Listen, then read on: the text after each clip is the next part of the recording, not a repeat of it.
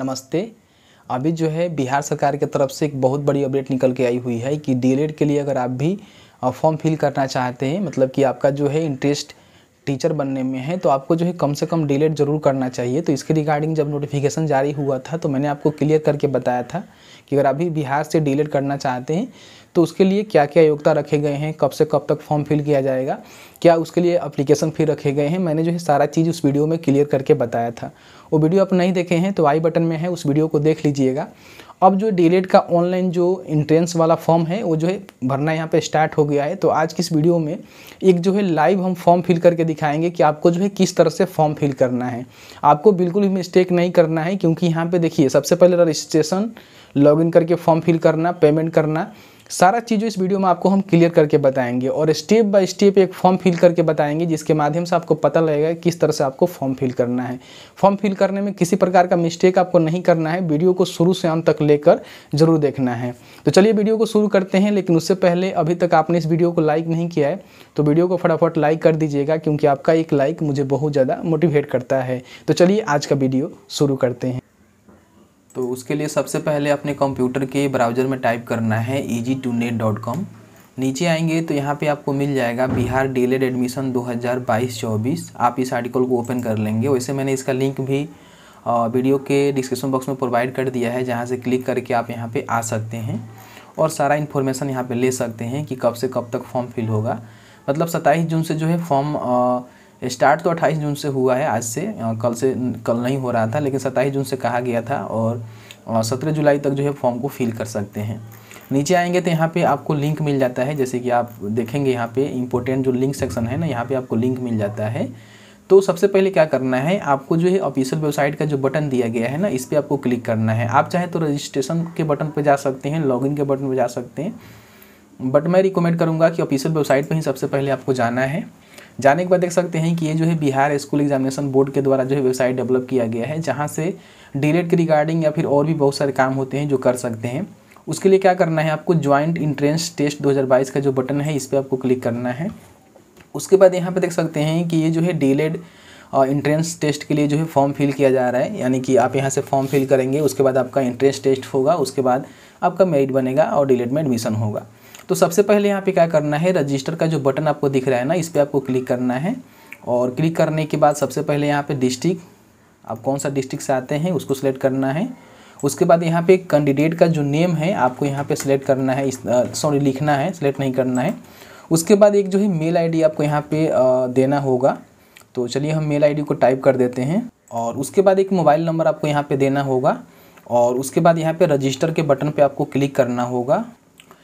तो जैसे ही रजिस्टर के बटन पर क्लिक करते हैं तो आपका जो रजिस्ट्रेशन है यहाँ पे कंप्लीट हो जाता है, जहाँ पे आपको एक रजिस्ट्रेशन आईडी दिया जाता है और बोला जाता है कि पासवर्ड और ओटीपी आपके रजिस्टर्ड मोबाइल नंबर पे सेंड कर दिया गया है। इसका स्क्रीनशॉट ले लीजिएगा, इन फ्यूचर मान लीजिए इसका काम लग सकता है। आपको सिंपल सा ओके करना है। तो आपके सामने जो है कुछ इस तरह से डैशबोर्ड ओपन हो जाएगा, जैसे कि आप यहाँ पर देख रहे हैं।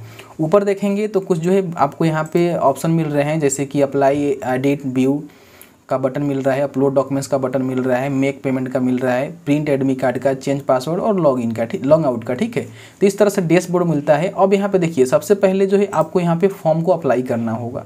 तो फॉर्म को अप्लाई करने के लिए आपको क्या करना है, यहाँ पे आप देख रहे होंगे कि आपको जो है एक्शन का बटन मिल रहा होगा। ठीक है, यहाँ पे आप देख सकते हो। तो यहाँ पे क्या करना है, एक्शन के बटन में आप जाएंगे तो सिलेक्ट करने के लिए ऑप्शन मिलेगा, जिसमें आपको 3 चीज़ मिलता है, अप्लाई का, व्यू का और एडिट का। अप्लाई का मतलब होता है कि आप डीएलएड के लिए अप्लाई करेंगे, यहाँ से एप्लीकेशन को व्यू करेंगे और किसी प्रकार का मान लीजिए मिस्टेक हो जाता है तो उसमें आप एडिट भी कर सकते हैं। तो सबसे पहले अप्लाई वाला सेक्शन को सिलेक्ट करेंगे और थोड़ा सा वेट करेंगे तो आपके सामने जो है कुछ इस तरह का देख सकते हैं कि एक फॉर्म खुलेगा। जिस फॉर्म में आपने जो पहले से रजिस्ट्रेशन करते समय बेसिक जानकारी दिया हुआ है वो रहेगा। उसके बाद यहाँ पे मदर का नाम आपको लिखना है, यहाँ पे फादर का नाम, यहाँ पे डेट ऑफ बर्थ इस कैलेंडर से आपको सिलेक्ट कर लेना है कि आपका डेट ऑफ बर्थ क्या है। ध्यान रहे डेट ऑफ बर्थ वही डालना है जो आपके मैट्रिक के मार्कशीट पे है, क्योंकि उसी से जो है यहाँ पे वेरीफाई किया जाता है, तो इस बात को ध्यान रखिएगा।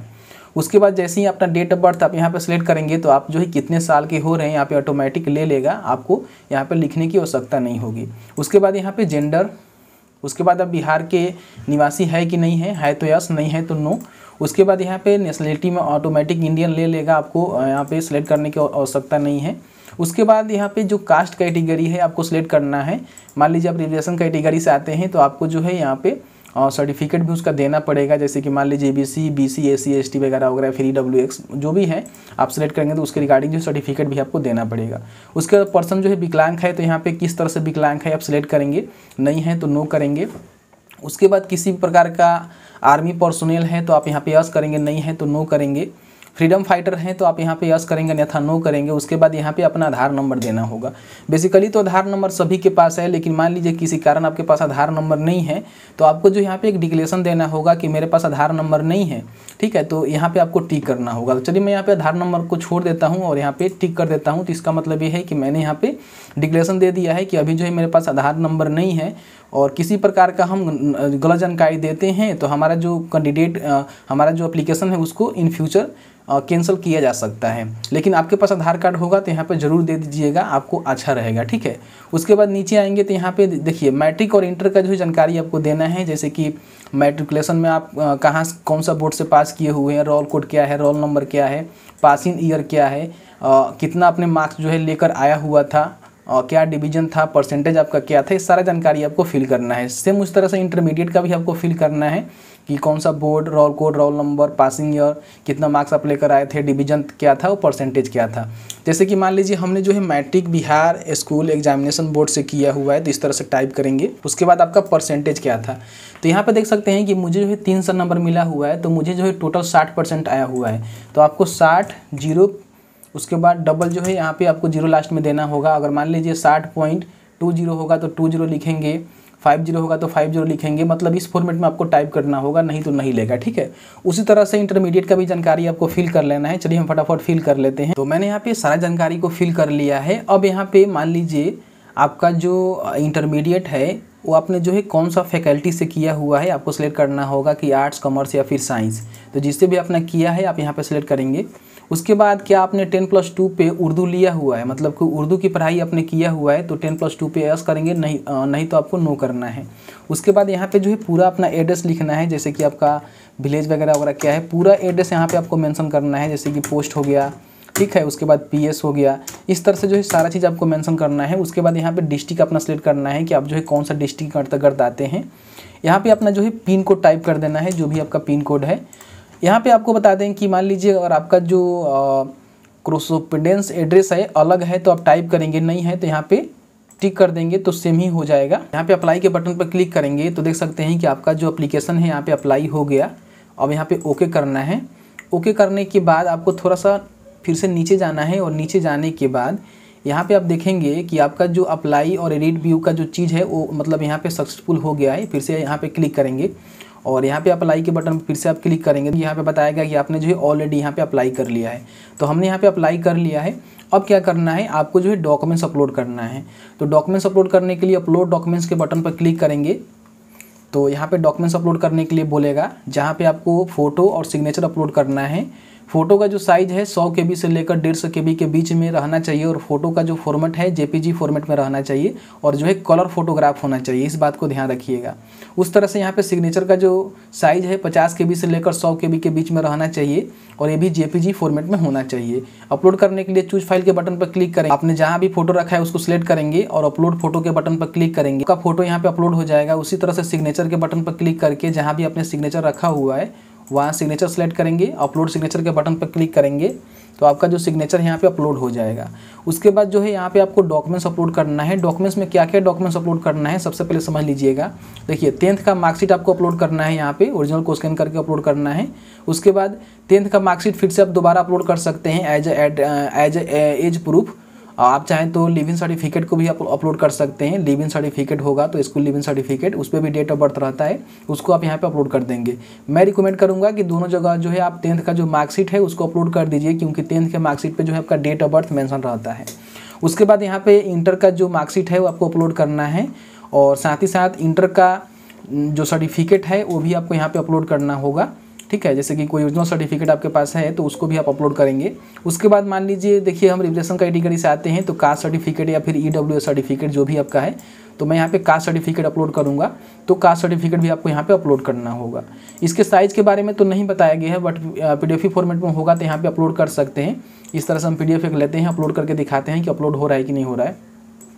तो आप यहाँ पे देखेंगे कि मेरा जो है यहाँ पे अपलोड हो गया है, और साथ ही साथ ये भी कह रहा है कि आप जो है डिक्लेयर कर लीजिए, सर्टिफाइड कर लीजिए कि आपने जो भी डॉक्यूमेंट्स अपलोड किया है वो वैलिड है कि नहीं है, ठीक है। तो इस बात को ध्यान रखिएगा, सही से आपको डॉक्यूमेंट्स अपलोड करना है। उस तरह से करके सभी डॉक्यूमेंट्स को आपको अपलोड कर लेना है। फटाफट हम अपलोड कर लेते हैं। मैंने यहाँ पे सारा डॉक्यूमेंट्स को अपलोड कर लिया है। अब यहाँ पे आपको टिक करना है। टिक करने के बाद अपडेट के बटन पर क्लिक करना है, तो आपका जो डॉक्यूमेंट्स है यहाँ पे सक्सेसफुली जो है अपडेट हो जाएगा। उसके बाद फिर से यहाँ पे आपको क्या करना है, जैसे कि हमने यहाँ पे डॉक्यूमेंट्स को अपलोड कर लिया है, एक बार इस पर हम क्लिक करके देख लेते हैं। देख सकते हैं कि यहाँ पे टिक लग जाएगा। इसका मतलब ये है कि आपने जो है डॉक्यूमेंट्स अपलोड कर लिया है।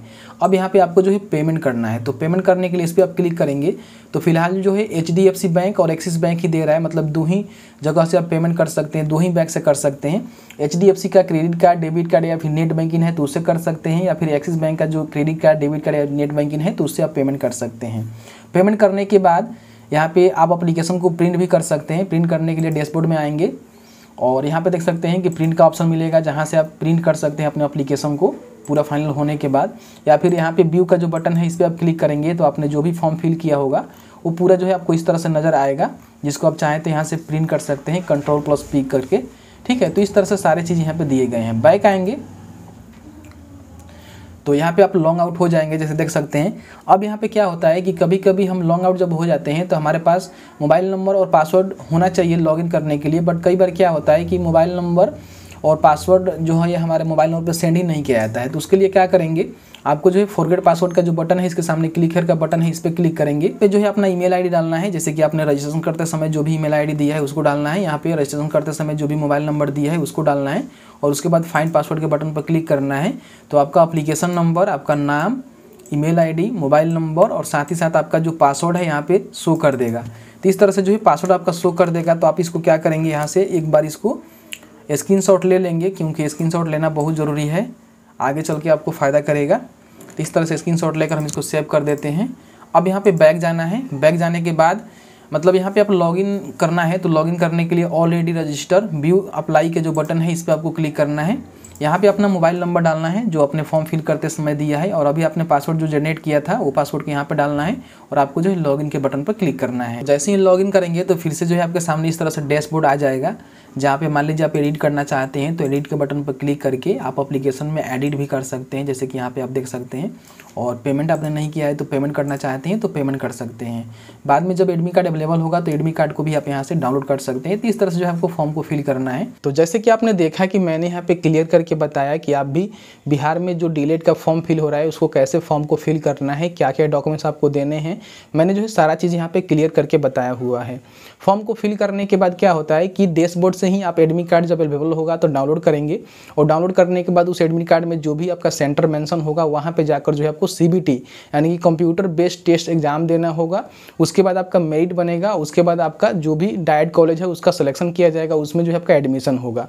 आप में से काफ़ी सारे लोग ये भी पूछ रहे थे कि हमें डीएलएड करने में कितना फ़ी लग सकता है। तो एप्लीकेशन फ़ी तो मैंने बता ही दिया, लेकिन इसमें क्या होता है कि कॉलेज का भी फ़ी होता है। तो वो जब एडमिशन आप कराने जाइएगा उस समय आपको क्लियर किया जाएगा कि आपको जो है कितना यहाँ पे कॉलेज का फ़ी देना होता है, मतलब आपके रैंक के ऊपर या फिर आपके कॉलेज के ऊपर डिपेंड करता है। उम्मीद करते हैं कि मैंने जो है सारा जानकारी यहाँ पे कवर करने की कोशिश किया हुआ है। फिर भी आपके मन में किसी प्रकार का क्वेश्चन होगा तो नीचे आप हमें कमेंट सेक्शन में कमेंट करके बता सकते हैं। चलिए मिलते हैं एक नए वीडियो में एक नए टॉपिक के साथ। तब तक के लिए वीडियो देखने के लिए आपका बहुत बहुत धन्यवाद। आप जहाँ भी हैं सुरक्षित रहें, स्वस्थ रहें। बहुत बहुत धन्यवाद।